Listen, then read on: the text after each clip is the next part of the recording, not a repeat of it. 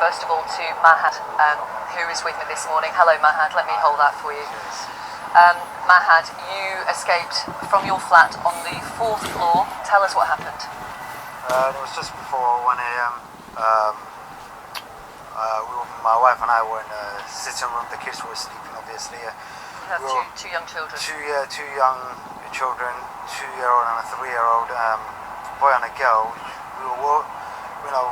There was a sudden bang at the door just before 1, and when I went to investigate, and I was greeted by a smoke and some dark cloud.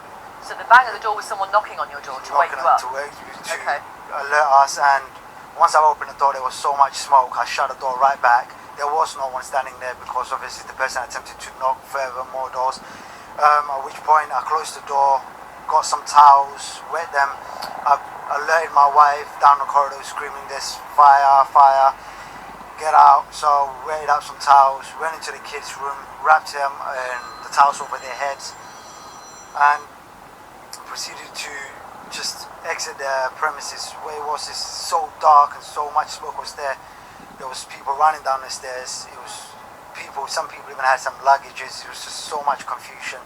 There was no sound of alarm or bells whatsoever. Is there a fire alarm in Grenfell Tower? Generally, there would have been a fire alarm that would go off in such incidents, but there was none. And we only heard the alarm after 1:30 a.m. So this was like an actual fail in terms of safety measures that should have been in place to alert the residents. So no fire alarm, but someone not banging on your door. You get your wife, you get your 2 young children. I knocked also on a neighbour that was on my right hand side, where I gave a good 2 kicks. Just kept running because at this point I didn't want the kids to be inhaling any more smoke. This is so dangerous. I didn't want to collapse in the middle of it.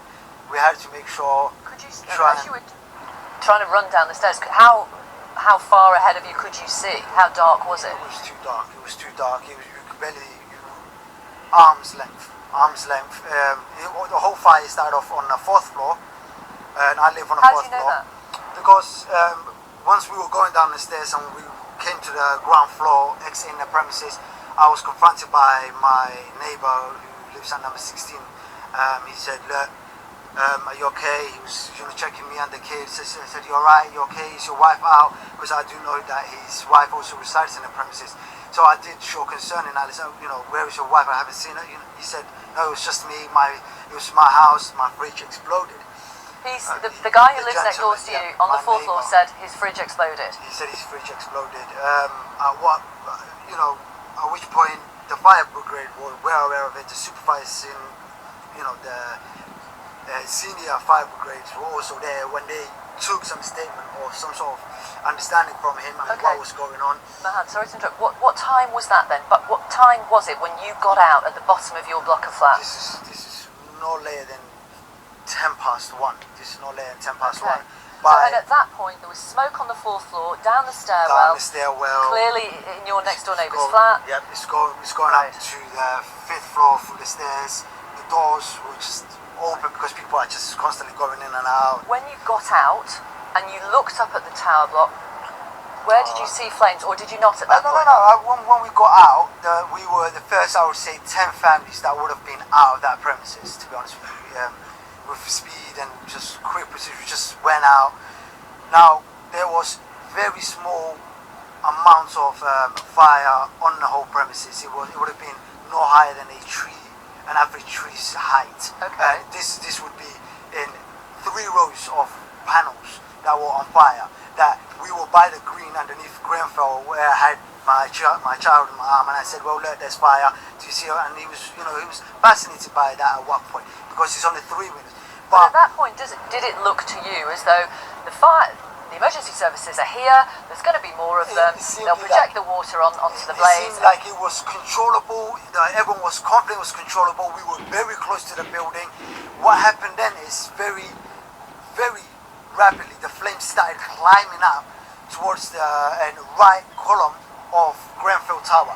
We were, like I said, we're the first few people, and we're seeing fire brigade, we're seeing emergency services. We see it as it can be tackled. We see it as half this building will not be affected. We see it as they can probably swing this fire engines around, but there were bollards. There's bollards that are blocking off the fire brigade from coming into the green and then parking themselves in a, there were hoses everywhere. Fire brigade were doing their best. Yeah. They were gathering information and intelligence from the residents who came out as to where the incident and the fire was taking place, what they know so far.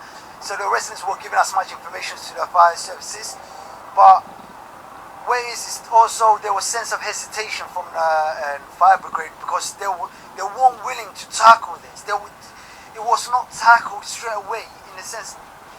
This hose and the fire brigade, the activity started well late into say 2 o'clock, maybe even 3 a.m. Sorry. Okay. Now, I mean that's not the information that we're getting from the fire brigade, but they're well early into it. But in terms of tackling the fire and letting out the water out and more support units for the fire brigade arriving, it was not until about 3 a.m.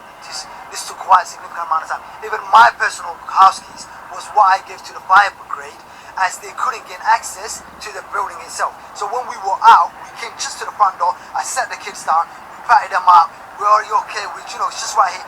The door slammed shut. The fire brigade couldn't even get into the building. Okay. Only people were coming out, and if that our second door was to shut, they couldn't. So at one point I said, hey, there is my key, take the fob. So I gave them my fob, but they can smash the door down. They don't need. I mean, but they were stuck. They had a lot of Okay. equipment they wanted to take into the premises.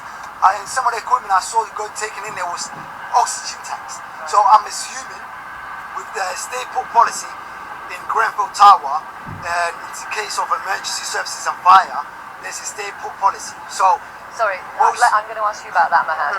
What do you mean there is a stay put policy? Who is imposing that policy? Where is that coming from? There's a sticker on all around every floor by the lifts that says, in case of an emergency, there's a stay put policy for if you are within your premises, stay put. So in this case, where I am assuming this, because they're going up, they were going to take as much oxygen tanks out, which is a very feasible idea, and it's very good judgment.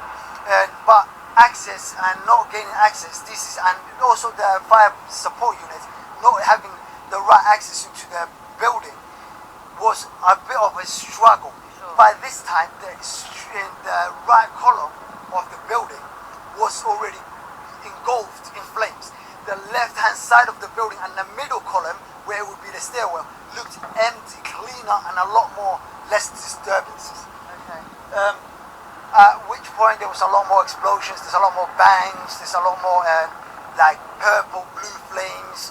It was rapid. The fire was going well out of control. Can I ask you why you think the fire consumed Grenfell Tower so speedily?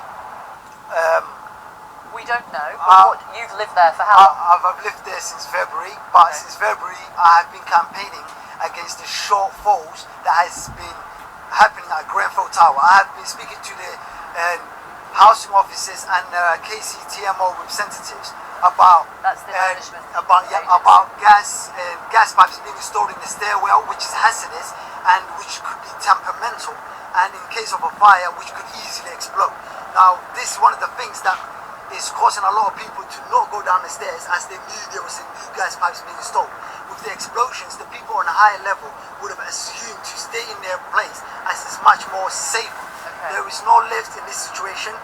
There's only the stairs. The stairs is smoke, it's dark, it's scary, it's trip hazard, there's fall hazard, there's all sorts, there's elderly, there's children, there's disabled people, there's all sorts of, there's luggages in the stairwell. Right. Even some of the stairwell, some lights were not working. So it was so dark in there. It's incredible. It's incredible we survived. So many people were left inside. We had so many relatives and families and friends that called and said, we are still trapped in. Let the fire services know that we are still here. We are trapped. This kid that called and said he was trapped in his room. So it's a very horrible situation. Lives have been lost. I can confirm lives have been lost. There has been fatalities of some of our friends, some of our families, some of our loved ones, our neighbours. I'm really sorry. It's heartaching. It really is. You just don't know. Right now, we can only offer prayers. We can only offer support to the people who've lost loved ones. We can only pray for those who have passed away. We can only praise the fire services for their efforts. We can only praise the emergency services for their efforts in trying to make some sort of sense and save as many people as they can. This was really horrific. There's people who were jumping out of the plane. There's a man who threw 2 of his children. Wow.